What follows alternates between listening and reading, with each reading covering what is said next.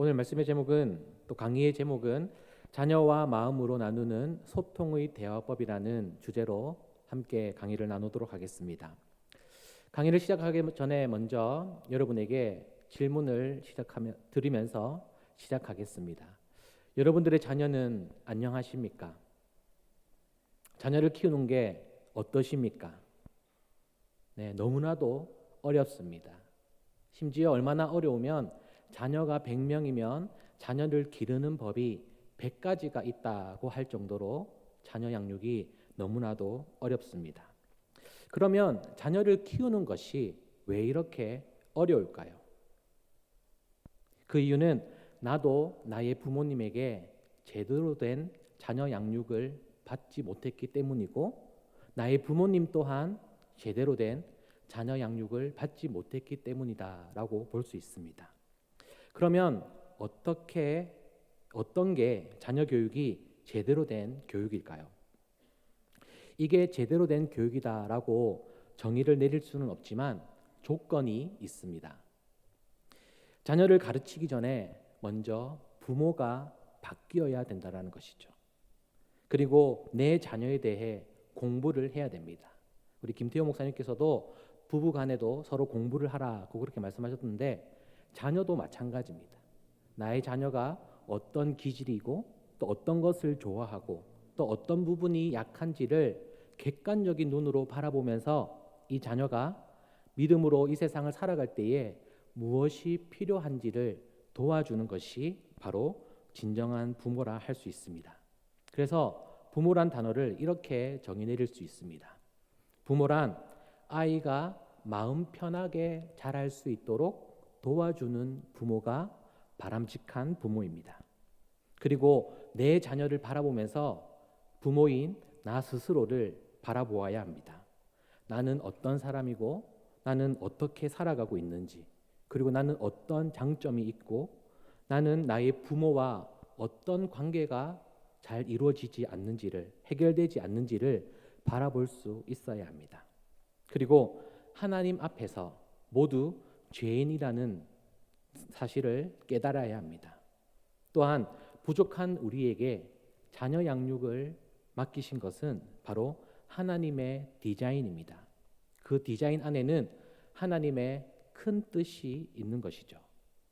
자녀 양육을 통해 하나님의 사랑을 조금이나마 깨달을 수 있고, 자녀를 보면서 죄성을 가진 나의 모습을 바라보아야 합니다.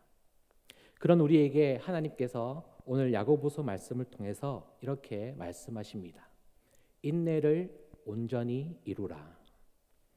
자녀 양육은 곧 인내하는 것입니다. 그리고 자녀 양육을 하면서 절대 하지 말아야 되는 것 중에 하나가 무엇이냐면 화를 내는 것이죠. 화를 내면 공든 자녀 양육이 한순간에 무너질 수도 있고요. 그리고 자녀에게 큰 상처를 줄 수도 있습니다. 옛날 한 80년대 옛날 부모님들은 그냥 자녀에게 화를 내거나 좀 미안한 마음이 있으면 그냥 용돈을 조금 준다든지 맛있는 것을 사주면 마음이 풀리기도 했습니다. 근데 지금 자라고 있는 자녀들은 그렇지가 않아요. 더 이성적이고 더 부모를 객관적으로 보고 있기 때문에 자녀에게 화를 내셨다면 정중하게 사과를 조목조목 하셔야 됩니다. 그리고 잘못한 것에 대해서 아이가 용서했는지를 확인을 하셔야 됩니다. 그렇지 않고 그냥 얼렁뚱땅 넘어간다면 그것을 통해서 부모와 자녀의 사이가 조금씩 멀어지게 되는 것이죠. 그러면 우리는 왜 자녀에게 화를 내는 걸까요? 여러 가지 이유가 있겠지만 그 중에 하나는 나를 너무나도 닮았기 때문입니다. 그리고 내 옆에 있는 배우자를 너무나도 닮아서 꼴보기가 싫다는 것입니다. 그런 화를 내는 우리들에게 어떻게 해야 될까요? 오늘 말씀에 보면 5절에 우리에게 이렇게 이야기합니다. 우리 5절 말씀 다 같이 읽겠습니다. 시작.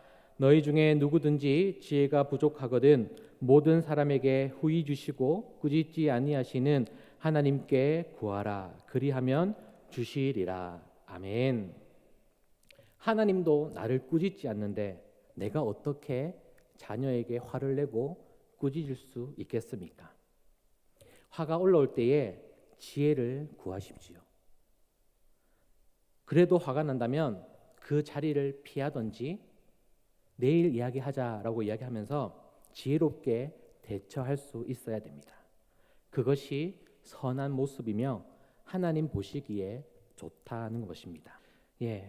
이 실험은 어떤 거냐면 과정을 중요시하는 양육 태도이냐 아니면 결과를 중요시하는 양육 태도이냐를 구별짓는 그런 실험입니다. 결과를 중요시하게 되면 좋은 결과를 얻기 위해서 어떠한 방법도 괜찮다라고 하면서 심지어 나쁜 행동을 해서라도 좋은 결과를 얻는 것도 괜찮다라고 하는 그런 양육 태도를 보일 수 있습니다. 그러면 한 예로 학생인 자녀에게 부모인 교사가 정답 시험지를 알려주는 그런 일까지도 벌어지게 되는 겁니다. 하지만 과정을 중요시하는 양육 태도를 통해 자녀는 자존감을 높이게 될 수 있습니다. 자존감이란 것은 뭐냐면 내 스스로를 어떤 사람이라고 생각하는 것이죠. 나는 작고 또 나는 안 돼. 나는 할 수 없어. 이렇게 자녀를 양육하고 싶으시면 옆에서 간섭이라든지 잔소리를 많이 하시면 자존감이 낮은 아이가 됩니다. 하지만 자녀에게 괜찮아. 할 수 있어. 지금 실패해도 다음에 더 잘할 거야. 라고 용기를 준다면 자존감이 높은 아이로 성장하게 될 것입니다. 그러면 어떻게 하면 자녀의 자존감을 높여줄 수 있을까요? 그 방법은 바로 부모님의 자존감이 높으면 됩니다. 자녀의 자존감은 부모의 60-70%의 자존감에 영향을 받는다고 합니다. 부모가 자녀의 거울이다라는 말이 딱 맞는 말입니다. 그러면 나는 어떤 양육 태도로 자녀를 대하고 있을까요? 부모 유형 테스트를 한번 해볼 텐데요. 질문에 4가지 보기가 있습니다. 이 중에 4개의 보기 중에 나는 어떤 양육 태도를 가지고 있는지 생각해 보시고요. 그리고 나는 나의 부모에게 어떤 양육의 태도를 받았는지 그렇게 한번 생각해 보도록 하겠습니다. 번호를 잘 기억해 주셔야 됩니다. 첫 번째 질문입니다. 자녀에게 여러분들은 용돈을 얼마나 주시나요? 자녀에게 얼마나 용돈을 주고 계십니까? 첫 번째, 매주 정확한 금액을 주고 더 필요해도 더 줄지 않아요. 두 번째, 아니 먹여주고 재워주는데 무슨 용돈이 필요합니까? 이렇게 대하시는 분들. 그리고 세 번째, 달라는 대로 저는 다 줍니다. 왜? 애가 나가서 기 안 주기려고 저는 애가 달라는 대로 다 줍니다. 그리고 네 번째, 합리적인 이유가 있다면 융통성 있게 금액을 조정합니다. 자, 이 4가지 중에 여러분들은 어떤 양육 태도를 가지고 계십니까? 마음속으로 그 번호를 기억하시면 됩니다. 두 번째로, 자녀가 학원을 그만둔다고 할 때에 어떻게 여러분들은 반응하십니까? 자, 1번, 말도 꺼낼 필요 없어요. 당연히 계속 다녀요. 두 번째, 애초 학원 따위는 보내지 않아요. 돈 아깝게. 세 번째, 즐기지 않으면 그만둬야죠. 아이가 싫어하는데. 그리고 네 번째, 대화로 설득하고 계속 할 수 있도록 격려해줘요. 자, 이 4번째, 이 4가지 중에 여러분들은 어떤 양육 태도에 조금 더 가깝습니까? 혹시 여러분들 중에 똑같은 번호를 생각하신 분이 있다면 나는 동일한 양육 태도를 가지고 계셔서 번호가 달라지는 분들도 계시지만 그분들보다는 조금 나은 거라고 할 수 있습니다. 이 4가지 보기는 바로 4가지 형태의 부모의 양육 방식을 나타내고 있습니다. 1번을 선택하셨다면 독재자형, 2번은 방임형, 세 번째는 허용형, 그리고 네 번째는 권위형입니다. 이 4가지 부모의 양육 태도는 버라인드라는 미국의 심리학자가 부모의 양육 태도가 4가지가 있다라고 이야기를 하면서 그 양육 방식에 대한 결과를 알려주는 논문이 있어서 여러분들에게 소개해 드릴까 합니다. 첫 번째, 1번을 선택하신 분들은 독재자형입니다. 부모는 아이가 무엇을 어떻게 하든지 사사건건 알려줘야 합니다. 아이는 무조건 부모의 지시를 따라야 합니다. 아마 가부장적인 우리 한국 전통의 가정의 모습이 아닌가 생각됩니다. 이 양육 방식은 무반응입니다. 그리고 따뜻하지도 않아요. 그리고 엄격한 규칙과 부모님의 높은 기대가 자녀에게 부담감으로 드러납니다. 그리고 맹목적인 그냥 부모님 말씀에 네 하고 하는 순종을 원하는 것이죠. 그런데 이 양육 방식의 결과가 조금 충격적입니다. 낮은 학업 성적과 낮은 자존감, 그리고 부족한 사회성, 그리고 정신질환이라든지 약물, 그리고 알코올 중독에 빠지고 있고, 그리고 비행 청소년에 빠지기 쉬운 양육 태도가 바로 독재자형이라 할 수 있습니다. 이 독재자형을 빗대어 말하는 신조어가 뭐냐면 헬리콥터맘이라는 신조어가 있습니다. 헬리콥터맘이란 것은 뭐냐면 자녀의 주위에서 늘 맴돌면서 자녀가 원하지도 않는데 자녀에게 간섭하고 잔소리하고 일일이 숙제라든지 하는 일들을 확인하는 그런 부모를 두고 헬리콥터맘, 헬리콥터 부모라고 이야기를 합니다. 그런 부모들이 자신의 말을 다 잘 듣지 않으면 심지어 폭행을 가하는 경우가 참 많습니다. 그래서 이 독재자형 부모 양육 형태를 받는 아이들이 폭력을 당했으면 그 당한 아이들은 다른 곳에 가서 그 폭력을 받은 스트레스를 받은 폭력으로 다른 친구들을 때려서 그렇게 스트레스를 푸는 그런 경우가 있다라고 합니다. 그 다음으로는 허용형 양육 방식입니다. 아이들의 행동에 엄격한 규칙은 없어야 한다.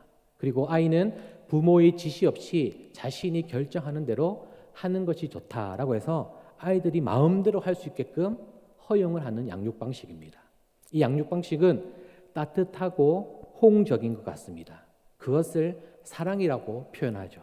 하지만 아이에게 규칙이 없기 때문에 하고 싶은 대로 두는 그런 관대한 양육 방식입니다.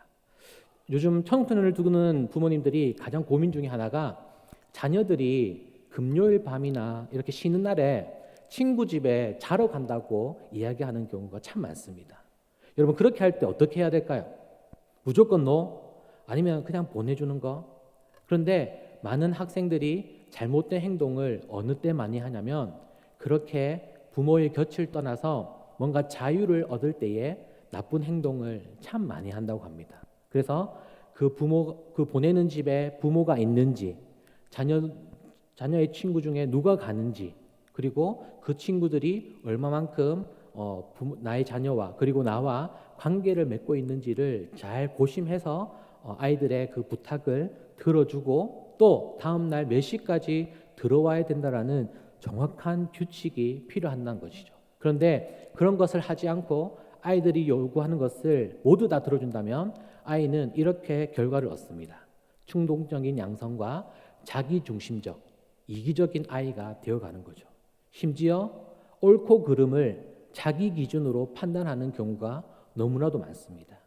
한 2주 전인가요? 한 20대가 70대 어르신이 자기를 쳐다봤다는 이유만으로 폭행을 해가지고 안면이 골절되고 함몰되는 일이 벌어졌습니다. 그 이유는 뭐예요? 눈이 마주쳤는데 내가 기분이 나쁜 거예요. 그래서 때렸다는 거예요. 그러니까 옳고 그름을 자기의 기준으로 판단하는 시대가 지금 이 시대라 할 수 있습니다. 그리고 부족한 사회성과 문제적인 관계, 그러니까 올바른 관계성을 전혀 맺지 못하는 것을 알 수 있습니다. 그리고 세 번째로 방임형 양육 방식입니다. 신경 쓸 일도 많은데 아이의 사생활까지 일일이 알 필요는 없다라고 하면서 아이에게 밥은 배고플 때 아이가 알아서 챙겨 먹으라고 하는 그런 방임형입니다. 이 방임형 양육 방식은 지금 부모가 되어야 되는 준비를 하지 못하고 갑자기 그렇게 부모가 된 사람들이 이런 양육 방식을 많이 가지고 있는데요. 이 양육 방식은 냉정하고 반응이 없습니다. 그리고 규칙이 없어요. 그냥 부모의 기분에 따라서 아이의 양육 방식이 이랬다가 저랬다가 하는 겁니다. 그리고 관대하지도 않고 아이가 무슨 옷을 입은지, 아이가 밥을 먹었는지 전혀 관심이 없는 양육 방식입니다. 그래서 이 양육 방식에 따른 결과는 충동적인 행동 양상을 할 수 있고요. 그리고 비행, 그리고 약물과 알코올이 남용하고, 또 우리가 눈여겨봐야 할 것은 자살이라는 것이죠. 이 생명도 부모에게 받은 것이 아니라, 또 부모가 주신 또 부모님, 또 그 생명을 소중하게 여기는 것이 아니라 그냥 기분이 나쁘면 이 생명 또한 내 마음대로 할 수 있다라는 것입니다. 그래서 우리 청소년들이 자살률이 꽤 많다고 합니다. 그런데 자살을 하는 사람들의 특징 중에 하나는 뭐냐면, 자살을 하기 전에 그 자살을 하려고 하는 신호를 가장 가까이 있는 사람에게 보낸다는 거죠. 뭐 해서 죽겠다, 뭐 아파서 죽겠다, 배고파 죽겠다, 우리가 이렇게 입에 붙은 것처럼 이야기를 하지만 그런 게 스트레스의 한 표현이라는 것입니다. 그리고 자살을 하는 친구들이, 청소년들을 만나보면 이 아이들이 하는 행동 중에 하나가 뭐냐면 자해가 있어요. 자해.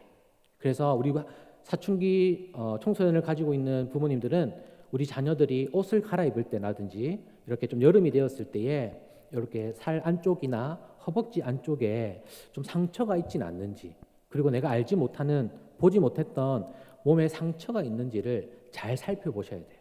그래서 자신이 받은 스트레스를 다른 사람에게 풀 데가 없고 어떻게 푸는 방법을 모르기 때문에 자신의 몸을 훼손해서, 심지어는 자신의 피를 보아야지만 안정감을 찾는 그런 청소년도 있다고 합니다. 그리고 네 번째로는 권위형 양육 방식입니다. 여기서의 권위는 뭐냐면 부모의 권위를 가지고 있는 부모의 양육 방식인 거죠. 부모는 합리적이고 객관적인 방법으로 지침을 제시해야 합니다. 그리고 아이에게 방향을 제시하지만 의견을 묻고 토론할 기회도 주는 것이죠. 어떻게 보면 이 네 가지 양육 방식 중에 가장 바람직한 방식이라 할 수 있습니다. 그래서 양육 방식은 따뜻하고 호응적입니다. 그리고 명확한 규칙들이 있고요. 높은 기대와 가치 중심적인, 그리고 과정 중심적인 양육 방식이기 때문에 아이가 어떤 결과를 얻든지 응원, 서포터를 해주는 그런 부모라고 할 수 있습니다. 그런 결과는 높은 학업 성적과 높은 자존감, 그리고 높은 사회성과 적은 정신질환, 그리고 적은 일탈로 인해서 아이의 삶이 규칙적이다라고 할 수 있습니다. 그래서 우리는 특별히 믿음을 가지고 있는 부모이기 때문에 하나님이 주신 부모의 권위를 가지고 내 자녀가 믿음을 가지고 살아갈 수 있게끔 알려주는 것이 아니라 도와주고, 그리고 자녀의 반발짝 뒤에서 늘 가까이, 아이가 찾으면 언제든지 부모가 나설 수 있게끔 그런 가까운 거리를 유지하셔야 되는 것입니다. 그래서 그 권위는 내가 부모이기 때문에 가지는 것이 아니라 하나님이 주신 특별한 권위다라는 것을 기억하셔야 됩니다. 그러면 우리는 믿음이 있는 자로서 어떻게 자녀를 양육하면 좋을까요? 그 전에 세상에서 이야기하는 자녀 양육의 조건을 한번 보겠습니다. 첫 번째입니다. 어머니의 정보력이랍니다. 바로 어머니들이 어디 학원이 좋은지, 어디 학군이 좋은지를 누구보다, 다른 부모님보다 먼저 알아야 자녀 양육에 더 좋은 이점을 발휘한다고 합니다. 그래서 요즘 가정이 이사를 할 때 보면 예전에는 뭐 아버지가 이사를 한다든지 직장을 옮기셨다든지 좀 살림이 더 나아져서 집을 옮긴다든지 그런 경우가 많이 있는데, 요즘에 이사를 하는 경우는 바로 자녀의 학군을 따라서 이사를 하는 경우가 많다고 합니다. 그리고 두 번째, 아버지의 적절한 무관심이죠. 무관심도 아니에요. 그냥 적절해야 되는 거예요. 필요할 때 뭔가 아이가 제재가 안 될 때에 아버지가 짠 하고 나타나서 아이에게 관심을 이제서야 주는 척 해야 되는 겁니다. 여러분, 이게 나중에도 이야기할 거지만 자녀들은 아버지를 통해서 사회성을 갖게 된답니다. 그리고 아버지의 양육 태도를 통해서 절제를 알게 돼요. 그러니까 아버지가 그렇게 아이에게 얼마만큼 해야 된다. 그리고 놀이를 통해 또 법칙, 규칙들을 알려주면서 사회를 살아갈 때에 지켜야 되는 것, 그리고 지키지 말아야 되는 것을 분명히 알려주는 분이 바로 아버지라는 것이죠. 그리고 세 번째입니다. 조부모의 재력이라고 합니다. 이 세 가지를 보면서 좀 마음이 이해가 돼서 참 좀 씁쓸했어요. 특별히 세 번째를 보면서 아버지의 재력으로는 자녀를 양육하는 것이 좀 버겁구나, 세상이 보기에 그렇게 생각하는 걸 통해서 이 세 가지가 참 안타깝게 느껴졌습니다. 그러면 신앙에서의 자녀 양육의 조건을 아까 세 가지 조건을 조금 빗대어서 제 나름대로 또 책에 있는 내용들을 조금 정리를 해봤습니다. 첫 번째는 어머니의 쉬지 않는 기도입니다. 이거는 뭐 더할 나위 없이 설명할 필요가 없는 것 같습니다. 그리고 두 번째에 아버지의 신앙의 가치관입니다. 자녀는 아버지를 통해 아까 무엇을 배운다고 했죠? 사회성과 절제를 배우게 됩니다. 그리고 나의 아버지를 통해 우리는 신앙을 통하여서 하나님 아버지에 대한 첫 이미지를 갖게 된답니다. 만일 나의 육적인 부모님이 아버지가 좀 강한 분이고 무서운 분이라면 하나님 아버지 또한 첫 이미지가 조금 강하다는 것이죠. 그런데 나의 육의 아버지가 조금 더 부드럽고 또 사랑이 많으시고 인자한 분이라면 하나님 아버지 또한 그런 이미지를 갖고 신앙생활을 하게 된답니다. 어렸을 때에 가치관이 확립이 되지 않으면 상황에 따라 가치관이 흔들리는 그런 줏대 없는 자녀가 되는 것이죠. 가정에서 아버지가 신앙으로 가치관이 확고하면 그 가치관을 따라 자녀도 그 가치관을 따라 가지게 되는 것입니다. 그리고 세 번째로는 조부모의 접근성입니다. 할아버지 할머니가 얼마만큼 이 자녀와 가까이 살고 있고 왕래가 자주 있냐라는 것을 의미합니다. 자녀 양육에 어려움을 겪는 분들에게 제가 한 번씩 해드리는 조언 중에 하나가 뭐냐면 조부모에게 자녀 양육의 부분을 어느 정도 맡겨드리는 것도 자녀를 잘 키우는 방법 중에 하나입니다. 왜 그러냐면 부모님은 자녀를 볼 때에 뭐 애살이라든지 욕심으로 인해서 자녀를 잘 객관적으로 보지를 못해요. 그런데 자녀 양육에 한번 경험이 있고 부모님과 같은 사랑으로 내 자녀를 대할 수 있는 분이 바로 조부모이기 때문에 조부모의 그 역할들을 자녀 양육에 좀 어느 부분을 내어드린다면 우리 자녀가 믿음 안에서 더 잘 크게 될 것입니다. 그러면 가정에서 어떻게 신앙 교육을 해야 될까요? 첫 번째로 가정 예배를 드리라고 추천해 드리고 싶습니다. 지금 저희 교육부에서 여러분들에게 월십 앳 홈이라고 해서 가정에서 예배가 회복되어야 됩니다라고 이야기하고 있습니다. 그래서 우리 검은 글씨 가정 예배는 이라는 글자가 있는데요. 우리 다 같이 한번 읽어볼까요? 시작. 가정 예배는 우리 자녀들의 마음속에 하나님의 반듯한 기준을 세우는 통로입니다. 가정의 평균 대화 시간이 어느 정도라고 생각하십니까? 여러분들의 가정의 평균 부모와 자녀의 대화 시간이 얼마 정도 되세요? 부모님이 그냥 일방적으로 하는 잔소리가 아니라 서로의 생각과 마음을 나누는 그런 오고 가는 대화 말입니다. 어느 설문지에 보니까 약 13분이랍니다. 약 13분 동안 부모님의 이야기와 자녀가 부모님에게 이야기할 수 있다고 합니다. 바로 이 가정 예배는 자녀와 부모가 대화할 수 있는 시간이라는 거죠. 주제가 뭔가요? 하나님, 신앙이라는 것이죠.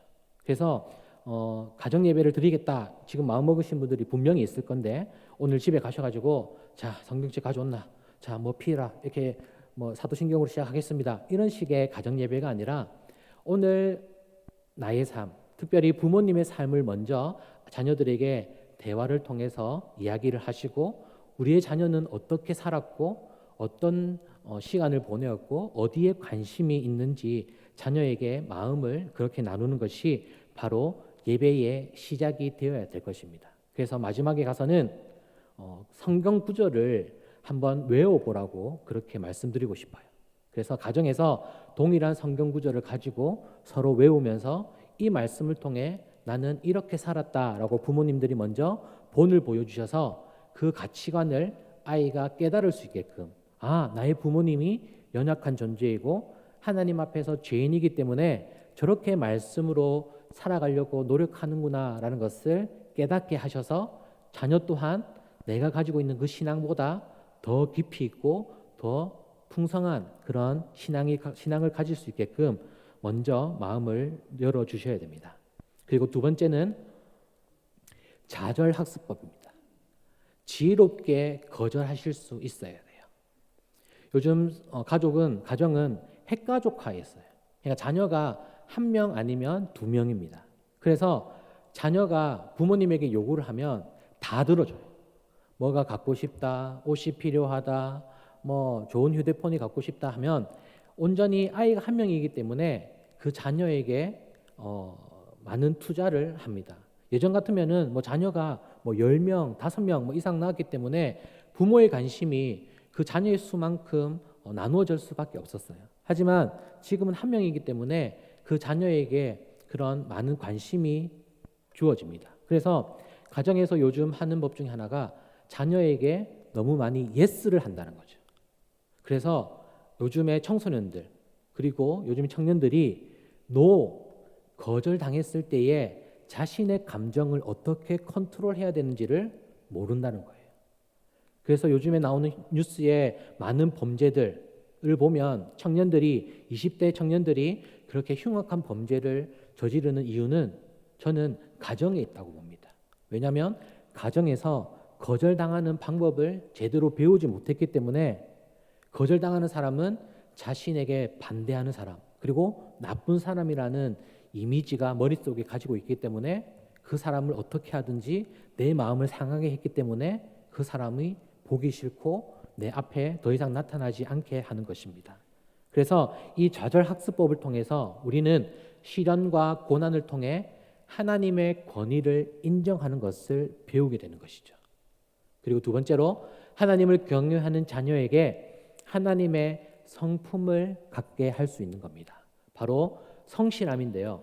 어디서나 어느 곳에 있든지 하나님 앞에 있다라는 이 생각이 이 좌절학습법을 통해서 자녀에게 성실함, 내가 왜 성실해야 되고 내가 직장에 왜 성실하게 시간에 맞춰서 나가야 되는 것이 다 하나님 앞에서의 관계가 제대로 되어 있지 않으면 취직해도 내가 나가고 싶을 때 내 가고 싶을 때 회사에 출근을 하고 그 업무의 질도 양도 내 마음대로 결정하게 되는, 그래서 또 올바른 직장을 다녀도 오래 다니지 못하는 그런 요즘 청년들의 많은 문제점들을 보완할 수 있는 게 바로 좌절학습법이라 할 수 있습니다.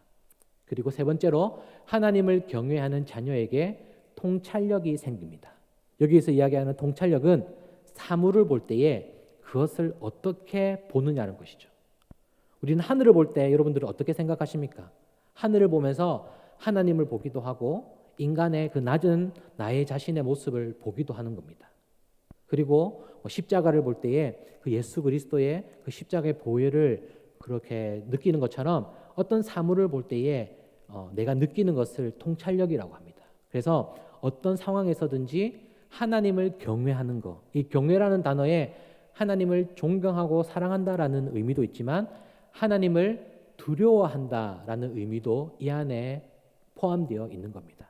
그래서 내 삶 속에서 하나님을 사랑하고 하나님을 존경하지만 하나님을 두려워하는 자녀로 만들기 위해서는 이 좌절학습법이 참 중요하다 할 수 있습니다.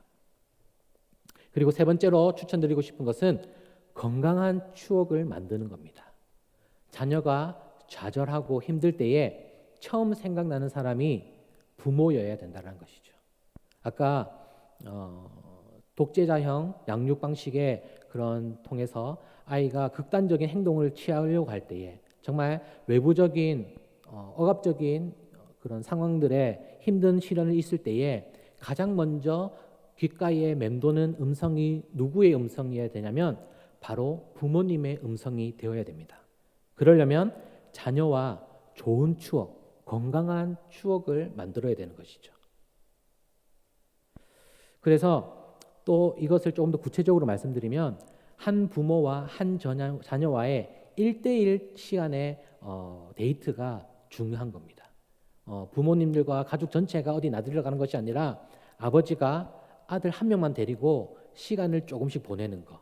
그래서 여자아이는 그냥 얼굴만 보고 있어도 많은 대화를 할 수 있어요. 그런데 남자아이들은 몸으로 운동을 같이 한다든지 또 한 가지 팁을 드리자면 아버지가 게임의 고수가 되셔야 돼요. 그리고 자녀가 어떤 휴대폰 게임을 하고 있는지 아셔서 그것을 배워본다든지 같이 레벨업을 한번 해보시면 자녀와 마음을 나눌 수 있고 또 더 깊이 있는 그런 자신들의 고민들 그리고 자기가 힘들 때에 가장 먼저 찾는 사람이 부모님이 되어야 되는 것입니다. 그것이 정말 바람직한 부모의 모습이라 할 수 있습니다. 그리고 자녀 양육에 어려움이 있는 분들에게 도움이 될 만한 TV 프로그램을 하나 추천해드리고 마치도록 하겠습니다. 여러분 이 프로그램 아십니까? 금쪽 같은 내 새끼라는 프로그램입니다. 채널 A라는 채널에서 매주 금요일 저녁 8시에 방송되는 프로그램입니다. 이 프로그램은 베테랑 육아 전문가들이 모여서 부모님들에게 요즘 육아 트렌드가 반영된 육아법을 가르쳐주는 그런 프로그램입니다. 그리고 이 프로그램의 제일 마지막 부분에 우리 아이들, 이 프로그램에서는 금쪽이라 하거든요. 그래서 이 금쪽이에게 자신의 속마음을 인터뷰하는 내용이 있습니다. 이 아이에게 항상 마지막에 묻는 점이 있어요. 부모에게 바라는 점이 무엇입니까? 부모가 어떻게 해주면 좋겠어? 라고 이야기를 합니다. 그러면 아이는 부모님이 행복했으면 좋겠대요. 그리고 건강했으면 좋겠다라고 이야기를 합니다. 그와 반대로 부모님은 우리 아이에게 어떤 것을 바랄까요? 공부도 잘했으면 좋겠고 건강했으면 좋겠고 자녀보다 우리 부모님들이 아이에게 바라는 것이 너무나도 많습니다. 여러분은 자녀에게 무엇을 바라고 계십니까? 그것이 자녀와의 사이를 멀어지게 할 수도 있습니다. 어려운 자녀 양육입니다. 책도 너무나도 많이 나와서 그 책에 따라서 다 대입해 보면 벌써 아이가 얼마만큼 커져 있는 것을 알게 되는 것이죠. 그래서 자녀 양육은 마음으로 진심을 다해서 한 발짝 뒤에서 아니 반발짝 뒤에서 자녀가 언제든지 부모에게 요청을 할 때에 그 도움에 진실하게 성실하게 도움을 줄 수 있는 것이 바로 부모라 할 수 있습니다. 특별히 사춘기를 가지고 있는 부모님들에게 하나 이야기를 말씀드리고 싶은 것이 있는데 자녀가 만일 외모에 콤플렉스가 있다면 좀 더 적극적으로 도움을 주셔야 돼요. 왜냐하면 사춘기 시기에 가장 아이들에게 스트레스가 외모적인 콤플렉스라고 이야기를 합니다. 그렇기 때문에 그거에 대해서 좀 더 도와주고 우리 아이에게 도와줄 것이 무엇이 있는지를 늘 마음속으로 새새겨보면서 정말 자녀 양육에 지혜를 구하고 하나님 앞에 정말 자녀로서의 권위를 잘 누려서 정말 이 가정이 다시 한 번 더 회복되고 이 코로나 시기에 정말 가족이 함께하는 시기가 더 많아지는데 이번 기회를 통하여서 더욱더 가정이 예수 그리스도의 사랑으로 하나가 되는 그런 가정이 되기를 주님의 이름으로 축복합니다. 아멘. 기도하겠습니다.